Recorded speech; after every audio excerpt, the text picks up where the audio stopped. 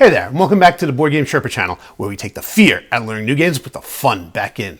Today, we're learning how to play Seers Catalog by Bezier Games that just came in the other day and was on my Another 20 Hot New Games at GenCon 2024 video from a few weeks ago. I wasn't planning on making this video, but while trying to learn the game, Mrs. Sherpa and I had some problems with the rulebook, and there aren't any good how-to-play tutorial videos out there yet. Remember, it just came out.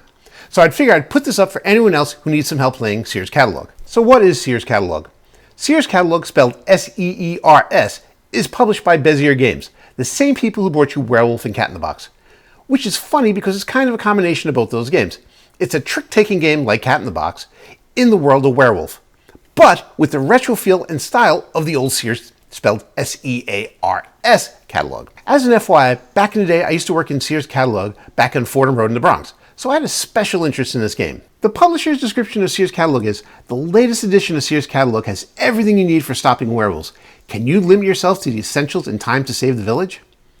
Seers Catalog is an almost shedding card game in which each player tries to get rid of almost all the cards in their hand. Each round, players have a unique set of artifacts that give them asymmetric abilities to help manage their hands of cards. Almost shedding? Asymmetric abilities? And the manual actually uses this phrase on the first page of the gameplay manual. Each round, Seers will take turns playing melds of cards to the table of passing. Each meld of cards must follow the rules of a series of ranked card melds called a trick. Once all Seers, but one, have passed for a trick, that Seer clears the table and starts the next trick. And that's the first page of the gameplay manual with no definitions prior. And people wonder why non-board gamers think board games are so complicated. Thank goodness for people like my original BoardGame Sherpa, Johnny Rocks, Rodney Smith of Watch It Played, and Tom Vassell and his whole Dice Tower crew for taking unnecessary complexity out of game manuals and teaching games without assuming you're a board game expert. When Mrs. Sherpa and I were learning to play Seers Catalog the other night, we almost stopped playing due to frustration during the setup phase. But we really wanted to learn it, so we persevered and conquered. Once we translated what the rules were actually saying, it was an easy game to learn and quite enjoyable. So rulebook makers, do better, please. It'll bring so many more people to the table. Okay, ran over. Let's get on with how to play Seers Catalog. Setup. Forget the rulebook explanation for now.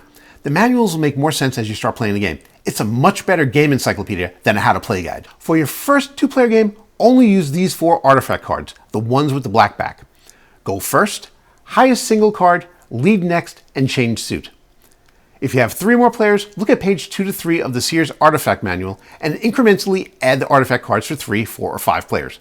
Once you get used to the game, you can add in the rest of the artifact cards in the deck, but the go first card will always be used to determine first player. Give each player 2 random artifacts of the cards above, 1 wild card, and 1 bonus token.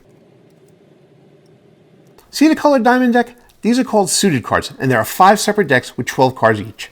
In yellow, purple, silver, teal, and green. In the 2-player game, you take any 3 colors of the 5 decks, remove the cards numbered 11 to 13 from each of them, and then shuffle the 3 decks together. The other 2 decks can be put back into the box. Then take 3 random cards out of this shuffled deck and put them to the side.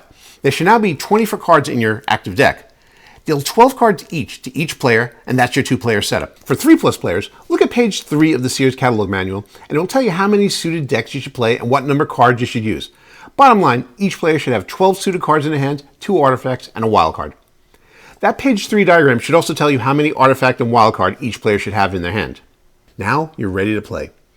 Gameplay. The game is played over 4 rounds with multiple hands each round. Whoever got the first artifact card, goes first, and that dictates the first hand of the round. Player 1 can choose to put down a single card, for example, a 2. A matching set of cards, say a pair of cards with the number 2, or even a set of 3 cards with 4s. Or even higher combinations with more players, bringing in more of the suited decks.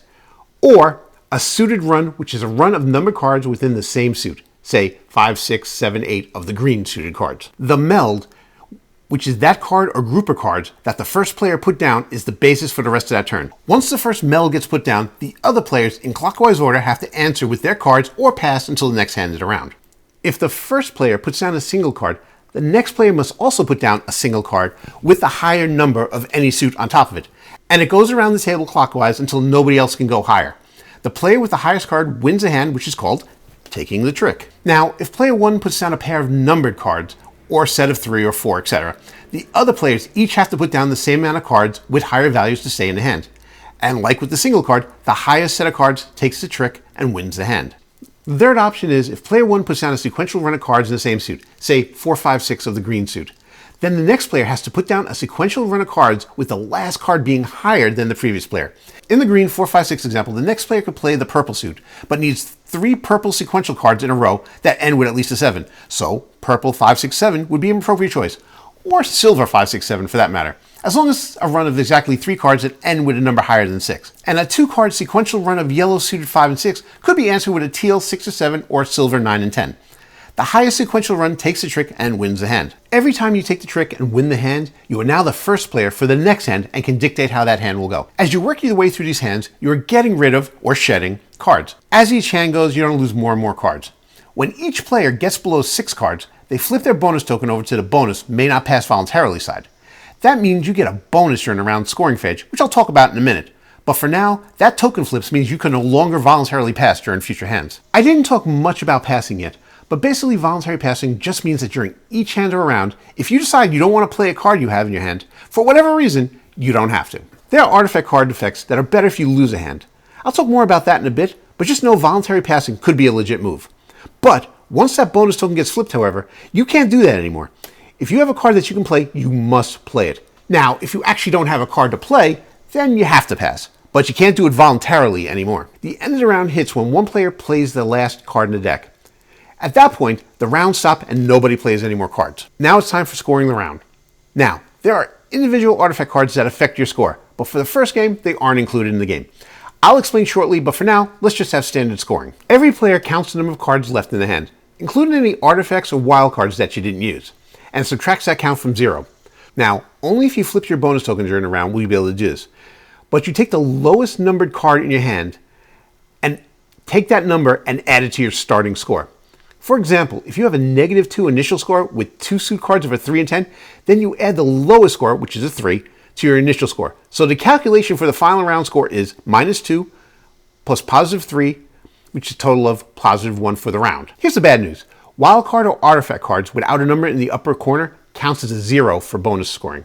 So make sure you play all your artifact and wild cards before the end. Also, FYI, it's very common to have a 0 or negative score after each round. There's artifact cards that help your score, but that's not in the starter game. But it's a good moment to talk about the artifact card effects. Artifact cards. As I said before, the rulebooks are great encyclopedias for what the cards specifically do. So if you don't know how a card will do something, go check out the rulebook. But here's the basic artifact cards for the starter game. Go first. The first player marker. I've taken to playing it as the first card in the round to get it out of my hand, but you don't have to. 2. Change suit. Play this card with another suited card. Basically, it changes the suited card to whatever you need at the moment.